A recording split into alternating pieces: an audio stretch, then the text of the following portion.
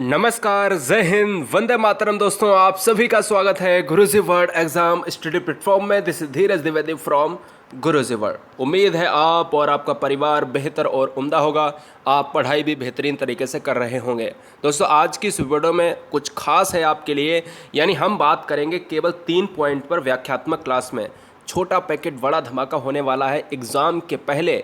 ये वीडियो रहेगी आपकी गेनिंग, क्योंकि पेडागोजी और कॉन्सेप्ट दोनों चीज़ें जितनी भी आती है एग्जाम में सब कुछ हल हो जाएगा। अब वो 3 कॉन्सेप्ट होंगे कौन से, फटाफट पेन और कॉपी उठा लीजिएगा। जितना एग्जाम के लिए इंपॉर्टेंट है उतना ही सर बताया इसमें, ठीक है, ज़्यादा कुछ फालतू नहीं।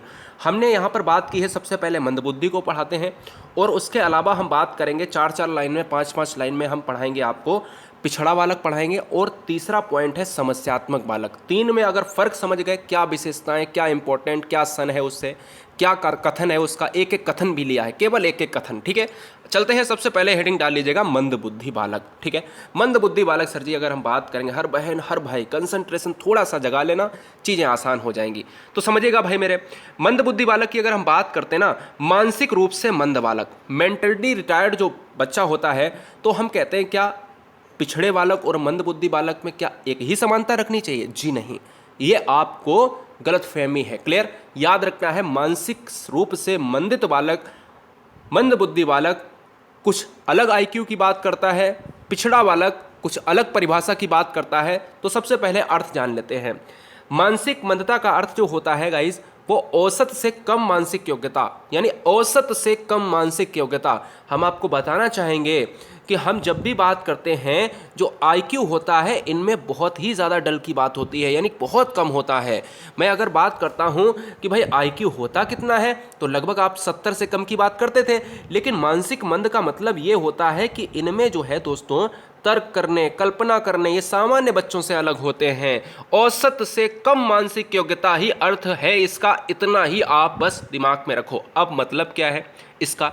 इसका मतलब यह है मेरे भाई, अर्थात जिन बालकों की बुद्धि लब्धि साधारण बालक, मैंने आपसे बोला नहीं सामान्य बालक की बुद्धि लब्धि से कम होती है और उसमें विभिन्न मानसिक शक्तियों की न्यूनता पाई जाती है। जो बच्चा बहुत तेजी से वर्क कर लेता है, वो कोई बच्चा अलग तरीके से करता है, मतलब कमी है उसमें, थोड़ा सा धीमी गति है उसमें, तर्क करने की क्षमता, कैपेसिटी बहुत कम है, पाई जाती है, मानसिक रूप से मंद बालक कहलाते हैं। समझ गए? सामान्य बालक से कम सिस्टम, सामान्य बालक से कम आईक्यू अगर है, बुद्धि लब्धि वाला बच्चा मंदित बच्चा कहलाएगा। अब प्रमुख विचार में मतलब एक परिभाषा ली है, ध्यान दीजिएगा साहब, crow and crow. Crow and crow की हमेशा ये परिभाषा पूछी जाती है। क्वेश्चन कैसे आता है? क्वेश्चन ये आता है कि जिन बालकों की बुद्धि लब्धि 70 से कम होती है उसको मंद बुद्धि बालक कहते हैं। ये कथन किसका है?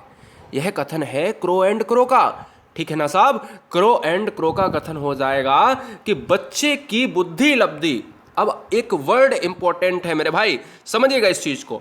आईक्यू की बात करते हैं, जो आईक्यू का फुल फॉर्म आपको कोई नहीं बताता होगा। आईक्यू का फुल फॉर्म होता है इंटेलिजेंस क्यूसेंट, क्लियर, याद रखेंगे। और आईक्यू बराबर जो होता है ना, वो होता है मानसिक आयु बटे वास्तविक आयु इंटू 100। इस सूत्र के प्रतिपादक हैं टर्मेन साहब, और कहा जाता है कि 70 से कम वाला आईक्यू का बच्चा मंदबुद्धि होगा। आईक्यू के जनक भी नहीं पता है तो मैं बताता हूं, स्टर्न रहेंगे, ठीक है, क्योंकि सूत्र दिया था आईक्यू बराबर मानसिक आयु बटे वास्तविक आयु, उसमें 100 नहीं था। जैसे ही मापन के जनक पूछे तो आईक्यू के जनक है स्टर्न और आईक्यू के मापन के जनक है दोस्तों, अगर मापन लग जाए तो समझ लेना टर्मेन हो जाएंगे तुरंत।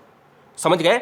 अब मैं एक और आपको प्रमुख तथ्य बताता हूं, 2 लाइन में समझ लीजिएगा। मानसिक मंद बुद्धि वाले बच्चों के लिए, मानसिक विमंदित बच्चे 70 से कम आईक्यू रखते हैं, आपको बता दिया।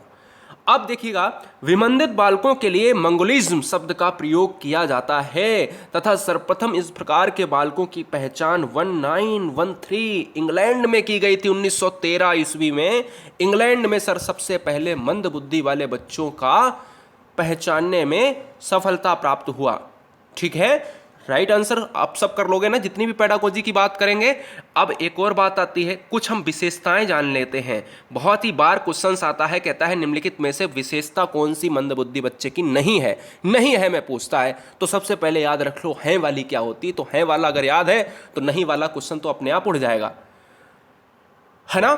तो यहां पर मेंटली जो रिटायर्ड चाइल्ड्स होते हैं, क्या उनके जो है करेक्टर्स की बात होती है तो आत्मविश्वास का अभाव, पहला पॉइंट। विभिन्न अवसरों पर विभिन्न प्रकार के व्यवहार होते हैं, कुछ अलग हो जाता है, थोड़ी देर में कुछ अलग बदल जाता है, थोड़ी देर में कुछ अलग हो जाता है, ये हो जाता है। जैसे प्रेम, भय, मौन, चिंता, विरोध, पृथकता या आक्रामक, यानी आक्रमण पर आधारित व्यवहार। आक्रमण का मतलब होता है आक्रामक, बच्चे आक्रामक हो जाते हैं बात बात में।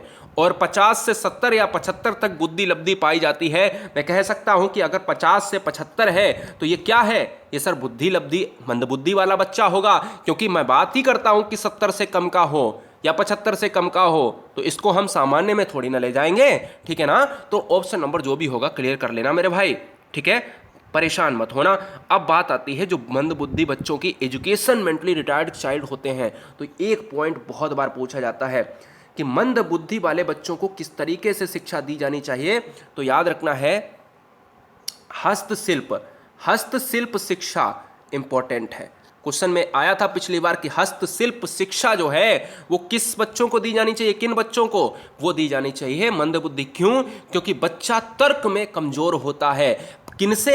सामान्य बच्चों से। आईक्यू कितना? 70 से कम। ये भी आपको याद रखने वाली बात है।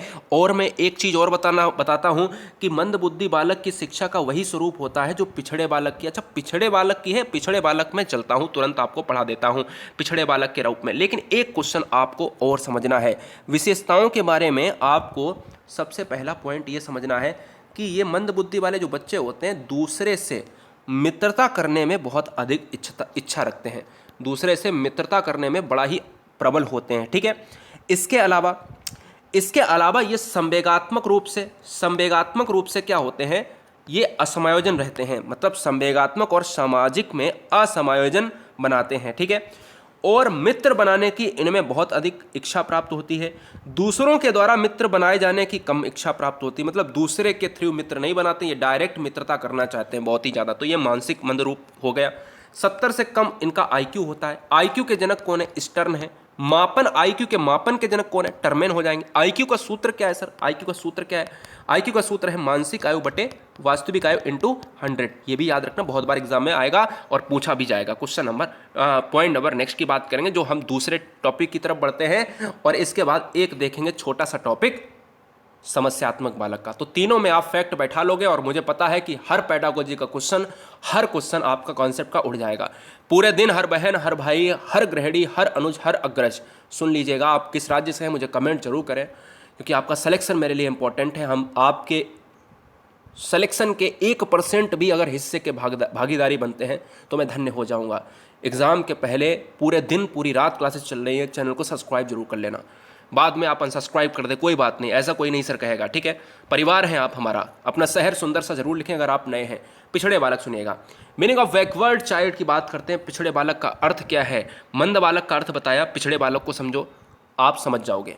जो बालक कक्षा का औसत कार्य नहीं कर पाता है, तो क्वेश्चन में यह आता है कि ऐसे बालक को, ध्यान दीजिएगा, मैं क्वेश्चन भी बना रहा हूं यहां पर, क्योंकि मुझे बहुत दोस्तों यहां पर पता है कि पिछली बार एग्जामों में क्या क्वेश्चंस आए हैं। क्वेश्चन में था सर 2 साल पहले कहा गया कि ऐसे बालक कौन हैं, ऐसे बालक को क्या कहते हैं जो अपने स्तर के बच्चे से, मतलब अगर कक्षा 4 का बच्चा है, पिछली बार क्वेश्चन ये भी आया था कि राम कक्षा 4 में पढ़ता है और वह 3 का काम नहीं कर पाता है, यानी निचले वाले कक्षा का कार्य अगर ना कर पाए बच्चा, तो वो मंदबुद्धि होगा या पिछड़ा बालक होगा, ये समस्यात्मक बालक होगा या प्रतिभाशाली होगा। तो याद रखना है, अगर जो बच्चा जिस कक्षा का है उससे निचली कक्षा का काम ना कर पाए, वो पिछड़ा बालक कहलाता है, और वो होती है शैक्षणिक पिछड़ापन। याद रखेंगे, ठीक है। अब हम चलते हैं, देखते हैं परिभाषा। जो बालक कक्षा का औसत कार्य नहीं कर पाता है और कक्षा के औसत छात्रों से पीछे रहता है, मतलब आपके 10 दोस्त हैं, आप उनमें से अगर पीछे हैं, या कोई बच्चा पीछे है तो वो पिछड़ा बालक या आप पिछड़ा बालक कहलाएंगे।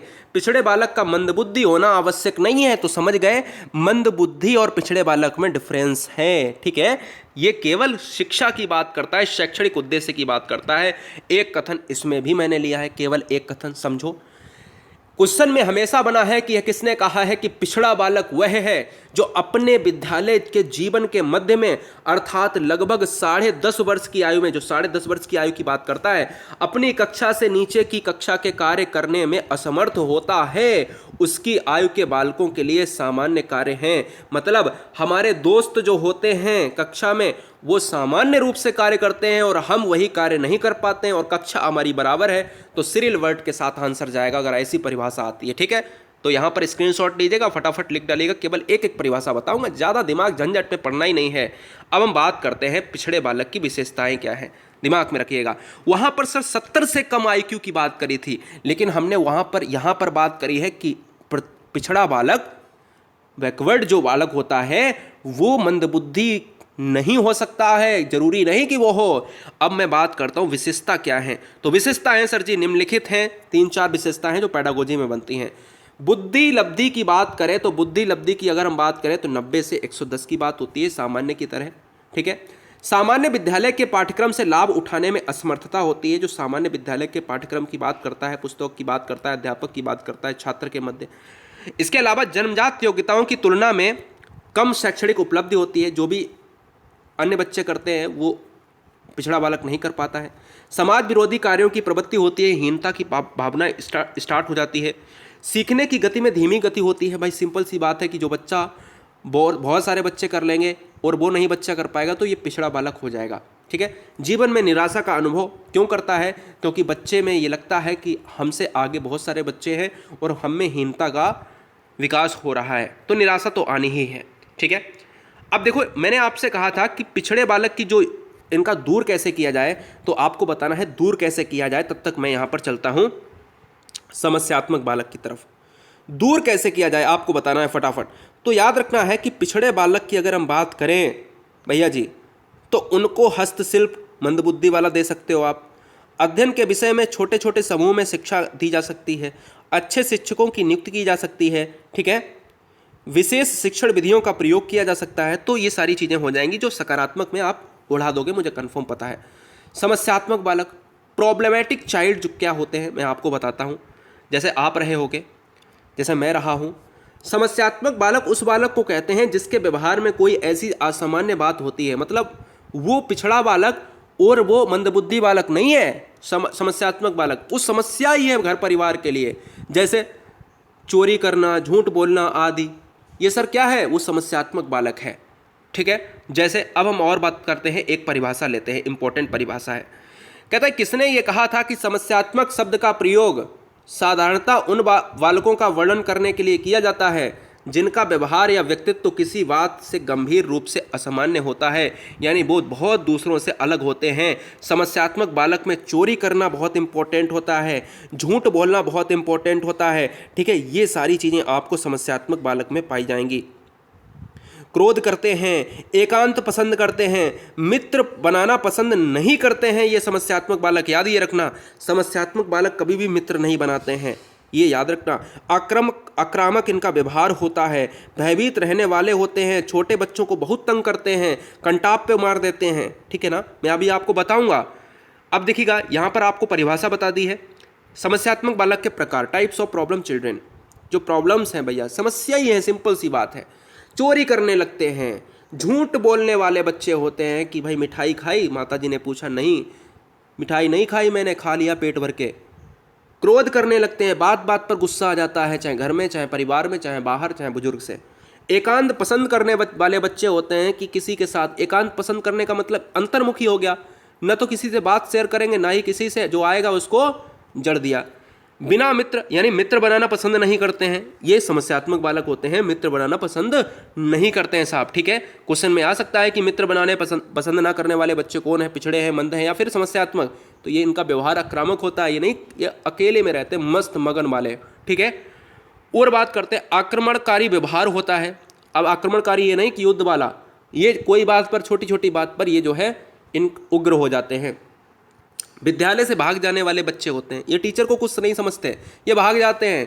टीचर चाहे इनको कितना भी तोड़े, है ना, ये भाग जाते हैं। भयभीत रहने वाले, छोटी छोटी बात पर आक्रामक व्यवहार भी होता है और भयभीत भी रहते हैं, ठीक है, ये समस्यात्मक बालक हैं।